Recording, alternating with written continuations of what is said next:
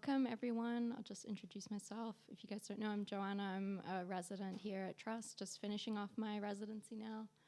And so this is the last talk in a series of 4 that I've done here. And so I think some people have been here for some of the talks, but I just want to quickly wrap up like what were the conclusions that we came to in the first 3. So first talk was by Aaron Van Sintjen, so a friend of mine and a researcher and co-editor at the website Uneven Earth. And so what Aaron did, he introduced degrowth and fully automated luxury communism, and that's like what I've been comparing in the residency. And so he talked about kind of differences and some less obvious similarities in their proposals and also their underlying philosophies about political change and freedom and so on. And he pointed also to a few shared goals and policies, such as reducing working time and kind of creating well-being for all.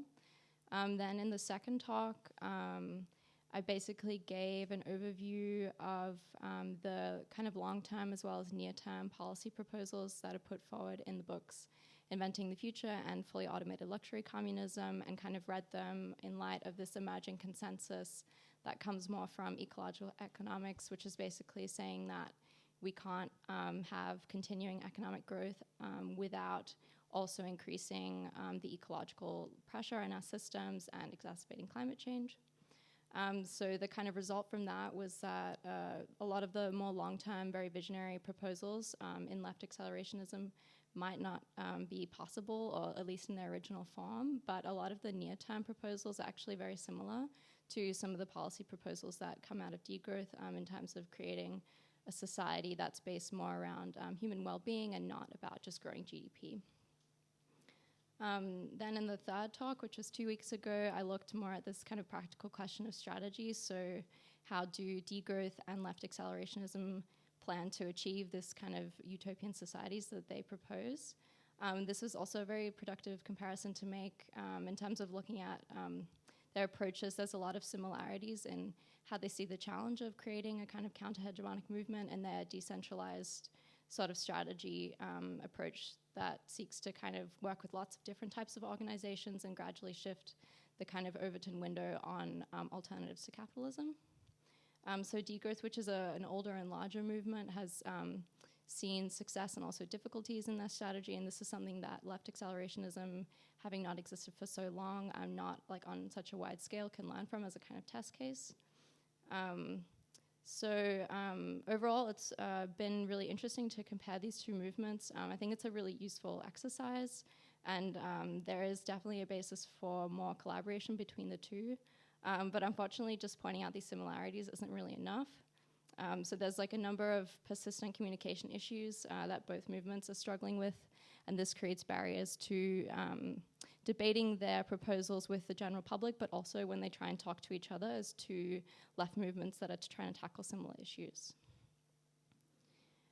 So both degrowth and left accelerationism embrace utopian thinking, and they seek to bring a kind of optimistic imagination back to the left.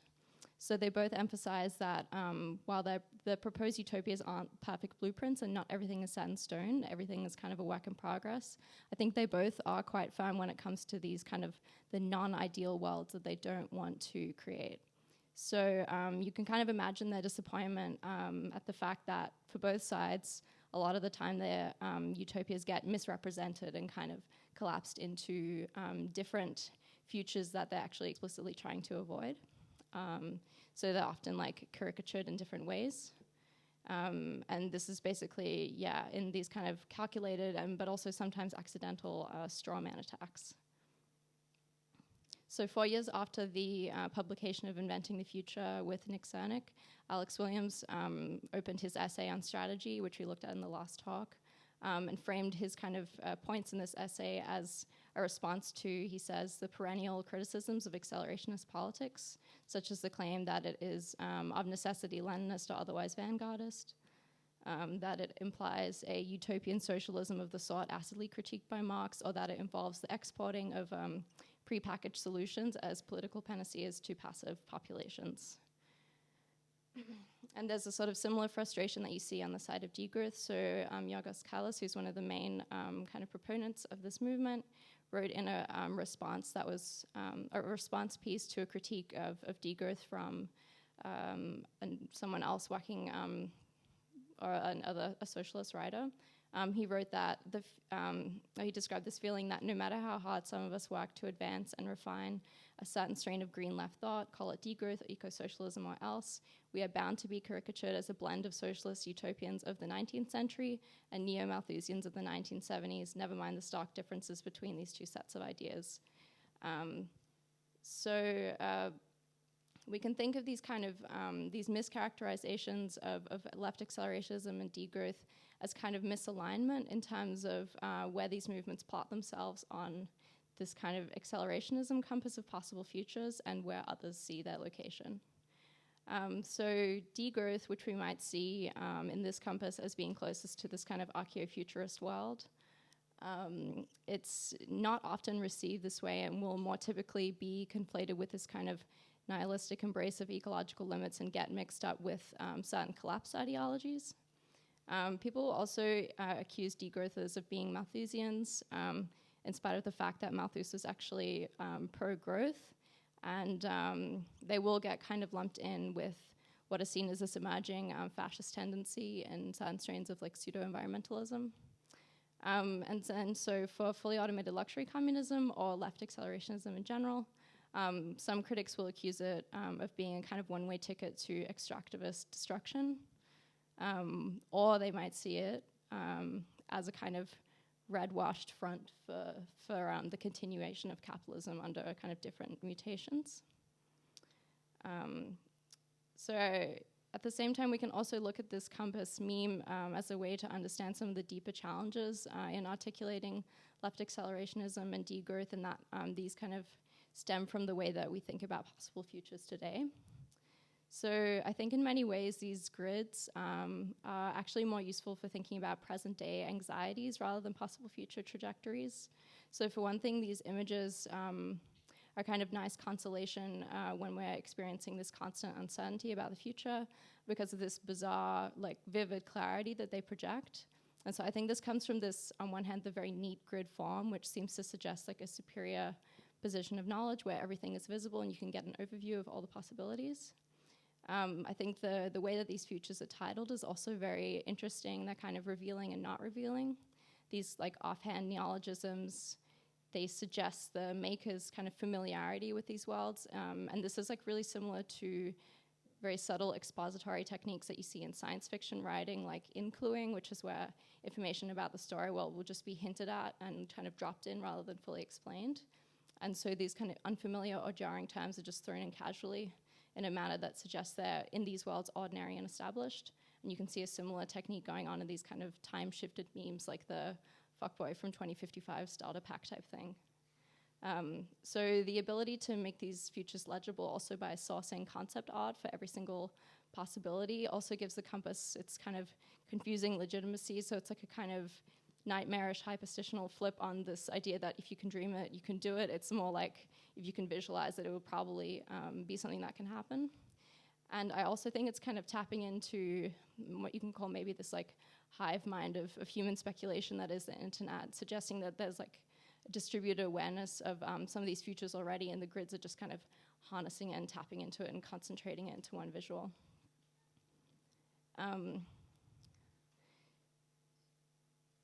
So I think there's a kind of this like sarcastic omnipotence and like omniscience that comes from these grids, and this also extends to the way that we're invited to respond to these compasses. So the idea is that you'll kind of pick a future or tag yourself or choose your fighter.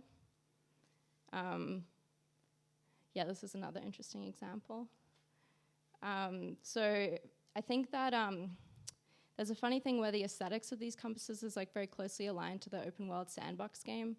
But then the way that we're asked to interact with them is not really about, it's not solely about entering and exploring these worlds, but it's more about, yeah, like selecting one of them as our avatar. So you might, it's kind of like reducing these huge futures to a sort of badge of political commitments, like this tag yourself idea, and also of personal desires.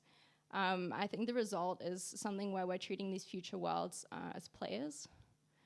There are a lot of different ways that you can interpret this. So this is kind of like maybe an ironizing of reflection on this limited sense of agency that we have today as the world accelerates, sort of like sarcastically embracing it and being somehow in this dark way at peace with some pretty undesirable possible worlds. I think these grids are also an interesting way to challenge sort of staid, heteronormative, and conventional mass-marketed utopias that you see in mainstream politics, and make the kind of the speculative thinking that happens at the fringes and among marginalized groups more visible. So it's like the extension of identity politics into this utopian plane. I think we can also think about it as reflective of a deeper desire to kind of talk and argue less about abstract theories and processes of change and more about their endpoints. So it's kind of like using these possible worlds as better, more flexible and richer symbols for this tendency, particularly in online politics, to have very individuated, syncretic, and sometimes very contradictory political identities, which are usually articulated through a string of like these different labels and neologisms as well. This is something that Joshua Citarella has documented in his research into how teenagers use the internet and develop political communities where they have kind of labels that they create, like dharmic eco-reactionaryism or libertarian neo-monarchism, traditional primitive caliphatism. This is like some of the interesting ones that he's found. So you can think about, like, if you just have a world that's representing this, it seems like a lot easier because a world can be full of lots of different contradictions. It's very rich and detailed, and it does seem easier to kind of, rather than trying to explain your politics based on all the different components that lead you to your set of beliefs, just to like show a world that you want. It seems like a more kind of cleaner way to communicate it. So I think this way of like treating these worlds as something that you identify with also makes a lot of sense when we think about these grids as originating from the political compass meme, where you chart your sort of political allegiance, and also the Dungeons and Dragons alignment chart meme. But at the same time, this kind of worlds as avatars approach to the compass does have its limits when we try and use it to think about futures in maybe a more practical way, and this kind of necessitates a different way of reading it. So I think the compasses are definitely chaotic, and they seek to kind of heighten the contradictions that are latent in a number of possible futures. I also think that sometimes they might be looking for these contradictions in the wrong spaces, so not creating like these contradictory individual worlds, but maybe thinking more about the possibility that you could have multiple future worlds existing at the same time in different places. So in his 2016 book, Four Futures, by so Peter Fraze, as the author of this, he wrote that he also came up with these four futures, like a balance sheet of possible worlds. So after like fleshing all of these out in the book, he then concludes by saying, zooming out a bit farther, the point is that we don't necessarily pick one of the four futures, we could get them all. And then also in the book, The Entropy of Capitalism, which is by the systems theorist Robert Beale, this idea is developed further. And he understands capitalism as this kind of adaptive system that responds to its own chaotic processes of decay and destruction. And Robert Beale suggests that this process of change is confused and ambiguous. He also identifies a set of four possible forms of future capitalist adaptation. This includes greening capitalism to make it survive a bit longer, burning up the remaining resources, institutional as well as physical, in a final blaze, or what you might call exterminism. Settling into a cold or dark form where energy demands are reduced and bad forms of chaos like diffuse militarism squeeze out creative solutions. And finally, co-opting parts of the human survival reflex as the basis of low-cost sustainable communities that bring local social order. So each of these four trends, he writes, have like antecedents in the basic properties of imperialism, which he sees as the main system that's governing our world today. But this current crisis brings them to the fore in a new way. But crucially, he points out that 21st century adaptation is not about selecting from these options, it's about combining them. So sometimes they dovetail together, he writes, as when counterterrorism style surveillance serves to keep sustainable communities in line. But he also suggests that they're mainly contradictory, and he writes that this is what gives the dialectics its special flavor. These scenarios, he writes, do not separately or together offer a viable solution, but it is the different possible mixes between them that will determine the subphases of our immediate future and its struggles. So there's a sense then that we should try and be more flexible in our speculation about futures, to think through the possibilities that different worlds can exist on top of or depend on each other at the same time in different geographic locations.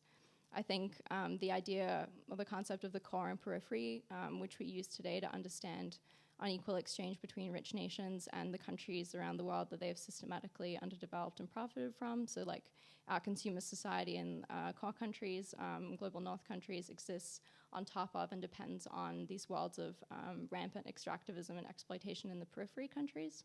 I think we should also then maybe use this heuristic to think about futures and be alert to the possibility that a very positive future for some could be a very dark world somewhere else. So in this way, you could have like a poorly planned, fully automated luxury communism being dependent on this kind of very dark pan-galactic strip mining singularity scenario, which is maybe happening in the peripheries of Earth or elsewhere in the solar system. Peter Frey's also reminds us that there are paths that lead from each future to all the others. So it's not that you have a single trajectory, not to one. You could be moving across the grid. So I think along with this kind of core and periphery idea, where we needed to introduce a different way of reading the compass to conceptualize the possibility of these different futures happening at the same time in different places, we also need a kind of augmented mode of reading to look at the compass and think about how certain futures could be happening at different times and leading to one another. So in this case, it almost seems like we would want to borrow the convention of annotating the political compass. So there's this My Political Journey meme where people will draw arrows along the compass and be like, where were they at different times in their life? So I think this is like a nice, clean way to just like annotate different possible trajectories. So for example, if you had really intense hyper-commodified cocaine capitalism and you push that far enough that we all mobilized, we could then kind of work together to create fully automated luxury communism. We would then burn up all our resources if you live out this future in the way that it's proposed in the main books. And then this could lead to a collapse scenario, and then you would rebuild from there. So there's like a lot of different paths that you could like navigate this grid through. Ultimately, though, these kind of two additional ways of reading the compass aren't really enough to turn it into a useful tool for people who are committed either to degrowth or left accelerationism as their politics. So these people have already picked the futures that they want, and the analogs in these grids are kind of clumsy approximations of the worlds that they want to create. I think that both degrowthers and left accelerationists emphasize that will be this complex mix of top-down and bottom-up changes that to the economy, to politics and culture that will give shape to these futures, and even these are not set in stone, so we have no idea really what they will be like. I think if we think back to Robert Beale's remark that a viable future is the result of this kind of approximation and negotiation between different strands of possible world systems, it might be more honest to actually avoid having little squares that represent your utopia, but maybe leaving them blank, kind of having unnamed plot points, just to acknowledge kind of the limits to your speculation and focus more on how you position them in relation to other possibilities. I think it's also important to remember that degrowthers and left accelerationists have a very different possibility space compared to unconditional accelerationists or kind of apolitical memers who might like create compasses like these. So as we saw before, this kind of alluring impression of future knowledge that's created by these grids is an illusion, and the way that they're built is also always determined by the ideological spaces that the creator is inhabiting. So this kind of subjective quality reveals itself in the references that are deployed in the names of various futures, and they kind of point to the codes of communities which the maker might be part of. We can see this in this compass use actually a racist slur that's common among 4chan users, but it's also like seen in the way that certain futures are placed in different positions along the axes, obviously, but also in the choice of which worlds to feature at all. I used to actually get really frustrated looking at these grids, and I think the reason why is that there's this kind of emphasis on these singularity outcomes at the extremes. And after engaging with the degrowth movement, I think like that's not really a priority for me, because I think more about ecological collapse as something that would happen before this.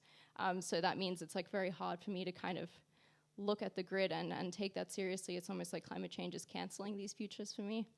And it's similar with like a really intensely accelerated capitalism. It's my feeling that if we hit that point, it would just like straight away lead to collapse. So it's like a more of a temporary future and not really a complete possibility.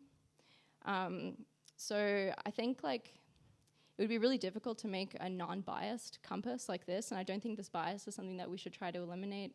I think it makes a lot more sense to just kind of openly embrace it and be like, this is a compass that I'm making from the position of the ideology that I'm committed to, if that's the case, or if it's like an ideology that you're trying to learn about and understand better to kind of consciously build out the futures that are considered possible within this space. So in one way, you might think this is kind of reducing the imaginative or creative capacity of this compass, but I think also like good speculative thinking is also about being able to respond to limitations and constraints, and I think that the form can survive this. So to address some of these limitations, I've made a compass with some minor modifications. It looks like this. So I've tried to stay true to the kind of aesthetics of the compass because I think it's really great. I think this like information density is like what gives it its kind of confronting thing where it makes you really want to think about the future. And this is something that Jaya Brecker has wrote about in her, she's got a couple interesting blog posts on these compasses. And while it's also possible to kind of create maybe like a multi-dimensional compass that extends into space and time, and has maybe different layers for like core and periphery, or it's modular like a Rubik's Cube, I think also that the simplicity of this two-dimensional form is a really important part of its utility, and I wouldn't really want to take that away. But I have made some small changes that kind of try to move this compass a bit away from the pick a future way of reading and a little bit more towards a way to approach it that is useful when we want to consider degrowth, left accelerationism, and how they relate to each other. So this is a grid where none of the futures are from the perspective of left accelerationism or degrowth desirable. There's nothing here that either of these movements would want to tag themselves as, and each of the futures represents a tendency that each movement will need to avoid and navigate away from. I'll explain why I've done this in a little bit. I also didn't want to overcomplicate stuff by adding lots of different trajectories, but there is one sequence that I want to use to inform this compass, and that in this way I want to like understand scarcity and excess not as just two opposite ends of this axis, but like rather point to the possibility that a world of kind of explosive excess may result through collapse, going back to this other end and like ending up in a world of extreme scarcity. Again, with this kind of singularity question, it has been important for left accelerationist thought, and so you would think that maybe it would make sense to have these sort of scenarios in this grid. But I do think as the climate crisis grows more dire that we will see a bit of like a possible ecological turn in the space. And I think it's very likely that left accelerationism in its kind of next wave will be more positioning itself against this kind of collapse scenario. And so for degrowth, the climate crisis has always been a very real like endpoint and extreme. So in this compass, I've kind of taken this as the limits of the possibility space. And so singularity scenarios are not included just to reflect this scope that I want to work with. And then finally, I've tried to have a little bit more flexibility in the way that the scenarios are kind of articulated on the axis from centralized to atomized. So the most centralized is the kind of the future world that's predominantly shaped by a plot line that's kind of going on at this international, intergovernmental level, then national, regional, and like then at this individual, really atomized level. So on some of these other compasses, the scale of the different future that's represented is really variable. Sometimes it will be like this kind of mental individual thing. Sometimes it's like international. Sometimes it's within regional communities. And so I've tried to kind of keep this a little bit more uniform just because I want to give like an option to read this axis in another way, which is where you can read like from bottom to top these different things existing on top of each other. So you could have this kind of like prepper vigilantism that like exists on top of this very dire, dark municipalism as part of like a kind of fascist society that's trying to deal with this like permanent resource war. And you can also kind of think about these different, like on these different axes, like kind of like not just coinciding with each other, but also existing in tension, so like in different configurations. And these could also change, and you could also think about how there might be positive feedback loops between them. So how does this compass help us think about degrowth, left accelerationism, and their relationship? So I've mentioned that neither of the kind of ideal utopian futures of left accelerationism or degrowth are actually represented visually in this compass. This is because degrowth and left accelerationism both see themselves as the perfect center of this diagram. So they both see themselves as landing with a lot of pragmatism and nuance, right in the middle, balancing scarcity excess and balancing centralization and atomization. What's interesting is that they've kind of approached this middle position from different directions. So for left accelerationism, they're kind of in moving away from this kind of uncontrolled surplus futures of unconditional accelerationism. And they're also, I think, slowly kind of pulling back or trying to qualify these more kind of rhetorical promises of unlimited universal luxury consumerism that is more part of the way of way that someone like Aaron Bastani communicates his utopia. And kind of focusing in a subtle way on a world where it's more about people having their basic needs met by the state and within their local communities, and then are free to explore what other desires they have, but not being an explicitly excessive utopia. For degrowth, it's like the opposite direction. It's a pathway of moving away from this kind of like purely ecological emphasis on staying within planetary boundaries, and more towards a kind of positive embrace of human desires for abundance and fulfillment, where collectively and democratically embracing limits is actually a form of autonomy. And so it's funny because both movements present their future worlds as being characterized like with the same phrase, a new kind of abundance. And so they both want to present a way that is like a really different way to understand human flourishing in a way that's not about excess or kind of aesthetic scarcity, but it tries to escape this binary entirely. And so, like I said, they also see themselves, left accelerationism and degrowth, as kind of hitting a balance between centralization and atomization. And again, they've moved to this position from different ends of the axis.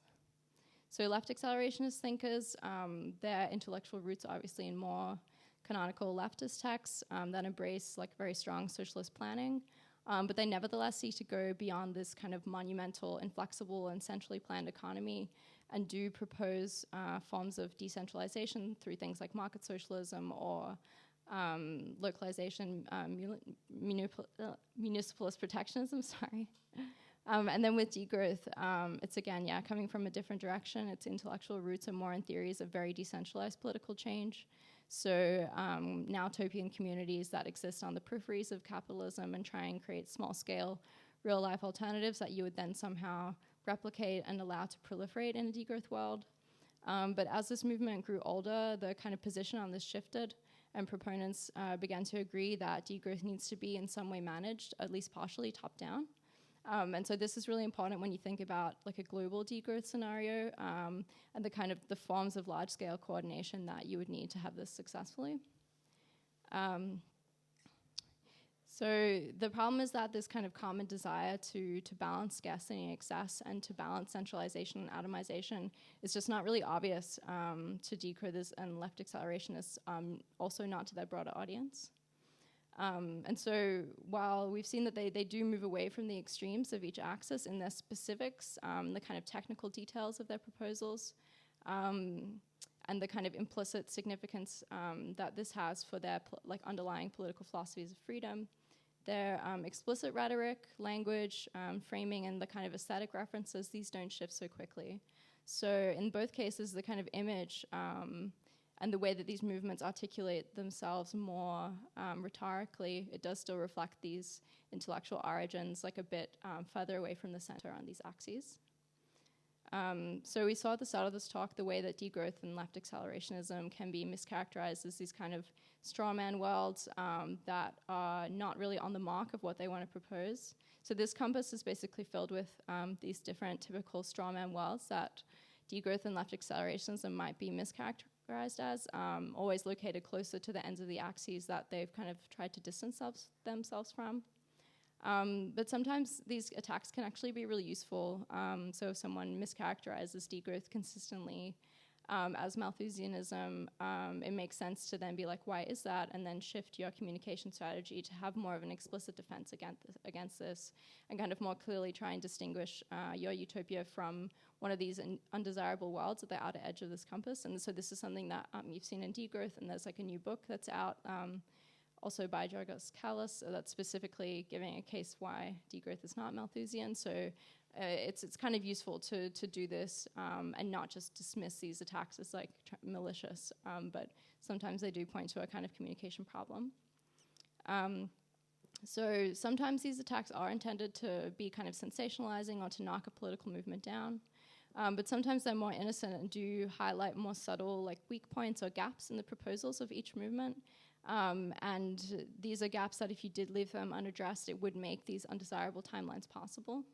So we might think, how might a left accelerationist world with post-scarcity and energy avoid the kind of destructive effects of our current consumer economy? How would it change it? And how would it avoid relying on this kind of existing regime of unequal ecological exchange between global north and global south countries that makes our current level of like our lifestyle in the global north possible?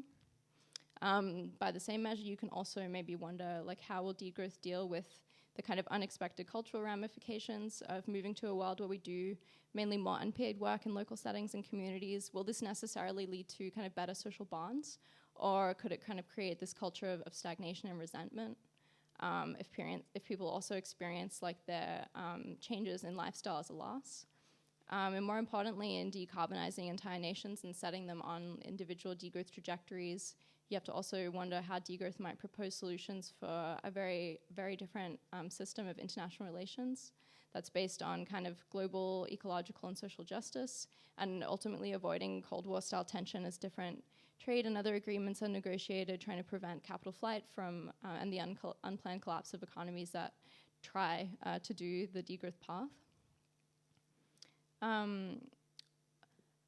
So as we've seen, reckoning with these kind of strawman worlds and the like less desirable timelines that seem to be quite close to these proposals, this can be really productive in terms of thinking about how you can better articulate your political vision to broader audiences. But these mischaracterizations also create really specific difficulties when people from each movement try to get a handle on what the other one is proposing. And this is because these exaggerated, undesirable variations on degrowth and left accelerationism are actually the exact futures that each movement is trying to present itself as an alternative to. So the worlds that they define their utopias in opposition to. It's kind of like a reversal of this like tag yourself thing, where it's like there are these nemesis world and each movement points to them in a really forceful way to show what they're against and what they don't want to create. And I think this might be the reason why there are a lot of vitriolic exchanges actually between people from each movement. It seems like in this kind of haze of misrepresentations and these absurd extreme versions, they look like each other's enemy, and they kind of might take it as an opportunity to more clearly define their movement. So left accelerationism presents itself specifically as an alternative to this like local scale folk politics that's popular on the left, they claim, and also as an alternative to capitalist austerity. So because of this, I think it's really tempting for proponents of left accelerationism to use degrowth as a kind of foil, exaggerating it to make it seem like it's everything they're against, so eco-austerity and kind of ineffectual grassroots politics. And then in the same way, degrowth, which presents itself in opposition not only to capitalist growth logic, but also the kind of productivist variations on this growth logic that are inherent in forms of socialism and communism. It sees in these kind of strawman exaggerations of left accelerationism the embodiment of everything that they're opposed to. So like the capitulation to capitalist logic while promoting a would-be radical leftist vision.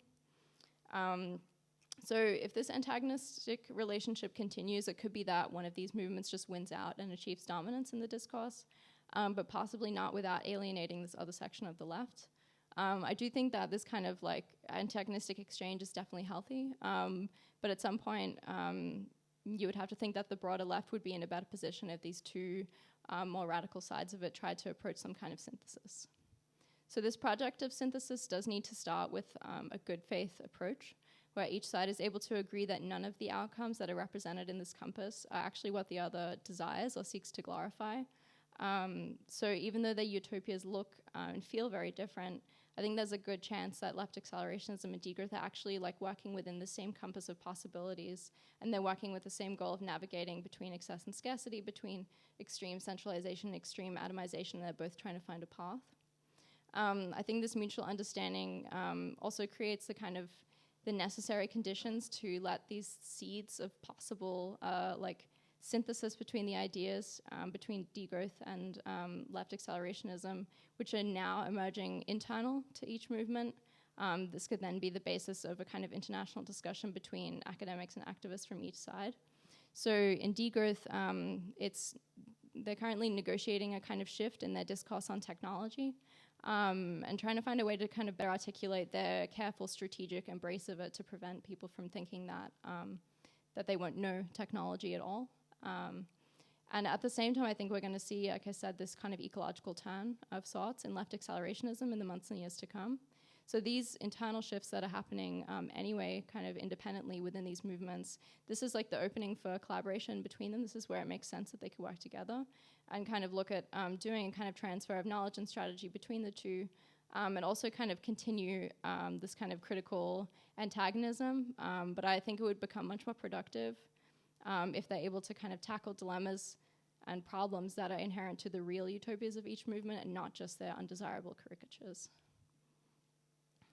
So this is where I want to conclude the talk. Hopefully we can pick up the thread in the discussion afterwards. There's also some time to unpack the scenarios in the grid that I made. But yeah, I just want to say thanks everyone who joined for this one online and also at the space for this and the other talks. Thanks very much to Trust for having me. It's been really great. Thank you very much.